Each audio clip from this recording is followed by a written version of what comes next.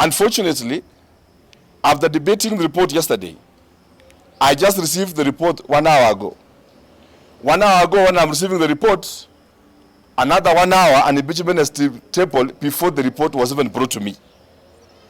Which means this was something which was planned earlier, not now. Because signatures were collected, MCAs were forced to sign. Those who does not sign have been dewiffed from their committees. I give an example of the Honorable Kimarus of Gishara Ward, who, because of refusing to stand up to the dictatorship and the aristocracy of Patrick Mutai, yesterday he was removed as the chair of Roads, and today he was removed from being a member of the House Business Committee. Why is this refusal? Why was he doing that? It is because he refused to sign lists which didn't have grounds for impeachment. He has been going around intimidating MCAs. Today, he wanted to hijack the honorable member of Kapkate Drum along the way. And he's moving around trying to hijack and intimidate MCAs that they will lose their committee members and the privileges. As we speak today, MCAs that supported me in the last impeachment, all of them were dewiffed from committees. They are not earning any allowances. They are not earning any salary. They are going home with no money. And you cannot imagine that kind of inhumanity and injustice that is happening in that assembly. I didn't mean to say this, but let me just say again. The MCAs, many of them I respect. But I want also to indicate that a number of those who were seated in the committee looking into fictitious issues are the biggest contractors of this county. I will be forwarding a list of their proxy companies to EACC. It is very disappointing that those who are investigating a very noble case chose themselves to investigate themselves. It's a case of a thief appointing himself to investigate how theft happened, and yet they are themselves that force our officers and the CEOs and everybody to do crazy things. And they've been twisting and blacklisting our CCs. I just want also to say this, that over the past since we came in, the county government of Kericho has been in problems where a good number of those few MCAs who are contractors demands all the contracts in departments. They threaten CECs, they threaten CEOs that if you don't give us contracts, we are going to impeach you. And true to their word, they have been frustrating a number of officers. In fact, to a point that our contractors are suffering in this county because they have appropriated themselves to be chief contractors. Today, when this impeachment is happening, I look back with a lot of pain. The reason, and part of the reasons they are rejecting these things, is blackmail. Some of them have demanded that they need to be paid works that have not even completed.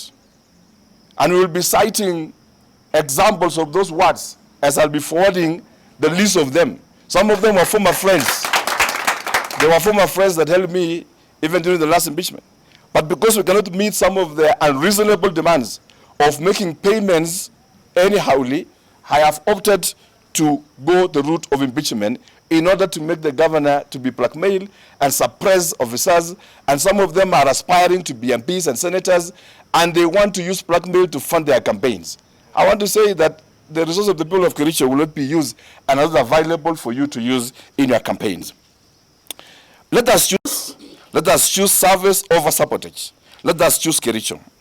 To this extent, the conflicts between the two arms of Kericho County have reached an irreconcilable limit affecting service delivery. We respect the oversight roles of the County Assembly and the recommendations of the ad hoc report.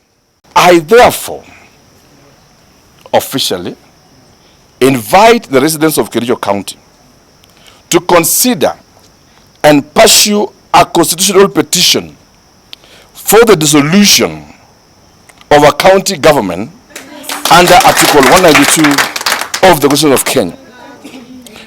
Let us no longer be hostages to function. Tomorrow, we will begin collecting signatures across the county to dissolve the county and petition the president to petition the county government of Kericho, and then we go back for fresh elections and let the people decide.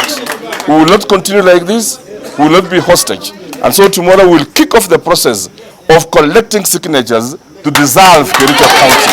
And we respectfully ask the President that by next week, when we will be presenting for him the documents to gracefully accept the people's of Kericho's decision, to the wills of Kericho, to dissolve the county, and we all go back to seek fresh mandate from the people of Kericho.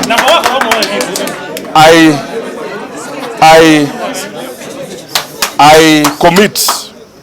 We are waiting for the impeachment to take place next week. We commit to avail ourselves in the assembly. We are ready to face the assembly. We are ready to face Senate. We are ready to explain our story. Because when you say to the governor that so and so did this and this, the governor is not the accounting officer. And we know how those reports were worked over throughout the night.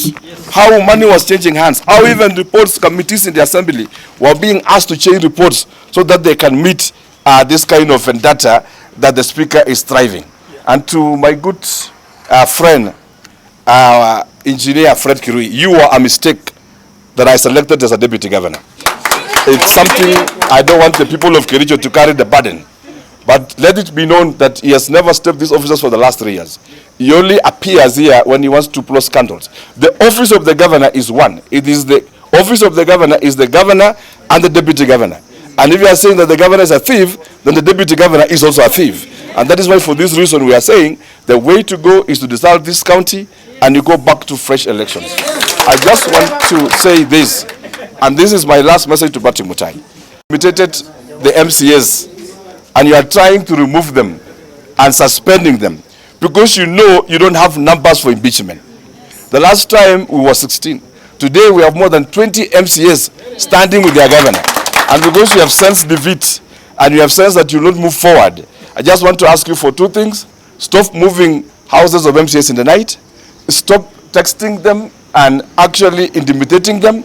Stop asking them that you remove their seats. They are also parents. They need to pay school fees. They need to pay food for their children.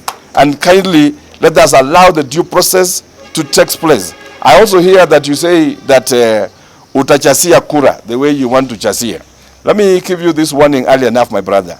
I have tolerated you long enough as the governor, and this time round, if you try that monkey business, you will not believe what you will see. So thank you so much, and God bless Kericho. Asante sana.